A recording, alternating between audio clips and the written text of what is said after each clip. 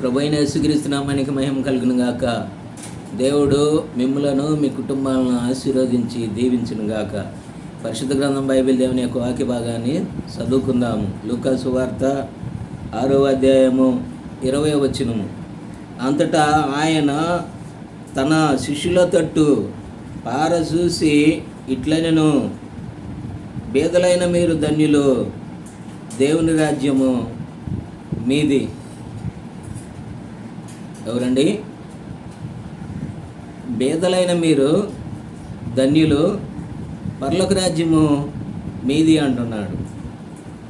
నిజంగా దేవుని బిడ్డలారా, శిష్యులు దేవుని కొరకు త్యాగం చేసినటువంటి వారు. ఎందుకోసమనంటే నిత్యత్వం నిత్య జీవములో వారి ఎన్నికలో గొర్రెపిల్ల జీవగ్రంథంలో వారి పేర్లు లెక్కించబడినాయి. కాబట్టి వారి కొరకే ఈ లోకములో ఏమీ కూడా సంపాదించుకోలే. ఉన్నాయి కూడా ప్రభువైన యేసుక్రీస్తు వారి మాట కొరకై, ఆయన యొక్క సేవ కొరకై వదిలిపెట్టి ప్రభువైన యేసుక్రీస్తు వారిని వెంబడించినటువంటి వారు శిష్యులు 12 మంది. కనుకనే పేదరికమైన, దరిద్రమైన, శ్రమైన, కష్టమైన, రోగమైన, అనారోగ్యమైన ప్రభువైన యేసుక్రీస్తు వారిని ఆయన భూమి మీద పరిచర్య చేసేటప్పుడు 3.5 సంవత్సరాలు శిష్యులు ఆయన్ని వెంబడించినారు. ఒకవేళ ఆయన చెప్పిన ప్రసంగం వాళ్ళకి అర్థమైనా కాకపోయినా ప్రభువైన యేసుక్రీస్తు వారిని మాత్రము వదిలిపెట్టి వారు ఉండలేదు. కనుకనే వారు ఈ లోకములో ఏమున్నా లేకపోయినా నిత్యత్వం నిత్య జీవం మాకు కావాలని ఆ జీవనదాత అయిన ప్రభువైన యేసుక్రీస్తు వారిని వెంబడించినటువంటి వారు. ఒక సమయంలో శిష్యులకి వెళ్ళి పారదీసినాడు. ఆయన ఏమంటున్నాడు?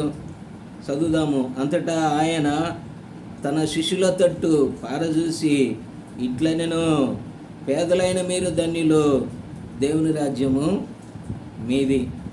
ఈ లోకంలో పేదలుగా ఉన్నా, ఈ లోకంలో నీకేమున్నా లేకపోయినా నిజమైన ఆ పరలోక రాజ్యము నిత్యజీవం ఇచ్చే దేవుడు నీ పక్షాన, నా పక్షాన, మనందరి పక్షాన ఉన్నాడు. దేవుడి బిడ్డలారా, నేనే పేదవాడును, నేను పేదదాన్ని, నాకేమీ లేదని చింతించొద్దు. ఎందుకంటే నిత్యజీవంలో ప్రవేశించాలి అంటే నీకున్న దానిలో తృప్తి కలిగి దేవుణ్ణి వెంబడించు, ఆయన మార్గంలో నడుచుకో.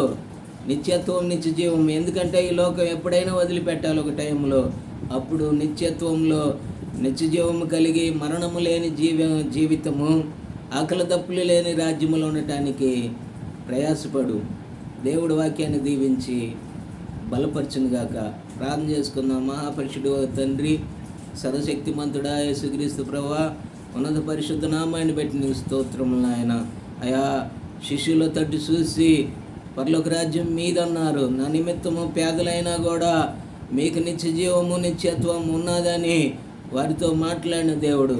ఈనాడు మేము కూడా ఈ లోకంలో మాకు ధనమున్నా లేకపోయినా నువ్వున్నావు అనే నిరీక్షణ కలిగి మేము కూడా నిన్ను వెంబడించే భాగ్యాన్ని ఇచ్చినందుకు నీకు స్తోత్రములు నాయన. ఇదిగో ప్రభువా, ఇటు పరిచర్య చూస్తున్న ఈ బిడ్డలను, వాళ్ళ కుటుంబాలను 30 60 100 దీవించి వారిని ముందుకు నడిపించమని మా ప్రభువైన యేసుక్రీస్తు నామములో ప్రార్థించి అడిగి వేడుకొనుచున్నాం మా తండ్రి. ఆమెన్. దేవుడి బిడ్డలారా, ఈ యొక్క వీడియోను కూడా షేర్ చేయండి, లైక్ చేయండి. మీరు కూడా సర్ప్రైజులుగా మార్చబడండి. ఇతరులకు కూడా ఈ యొక్క వాక్యాన్ని వినిపించడానికి ప్రయత్నం చేయండి. మీకు వరకే, మీ కుటుంబాల వరకే వినకుండా మన ఇరుగువారు, పొరుగువారు, మన యొక్క రక్త సంబంధులు, బంధుమిత్రాదులు అందరూ కూడా ఈ పరిచర్యని మీరు పరిచయం చేయండి. పరిచర్య కొరకే మీ ప్రార్థన అవసరము, ఎంతైనా మాకు అవసరం. కాబట్టి ప్రార్థన చేయండి. మీరు కూడా దేవుడి బిడ్డలుగా నిలబడండి. ఆమెన్.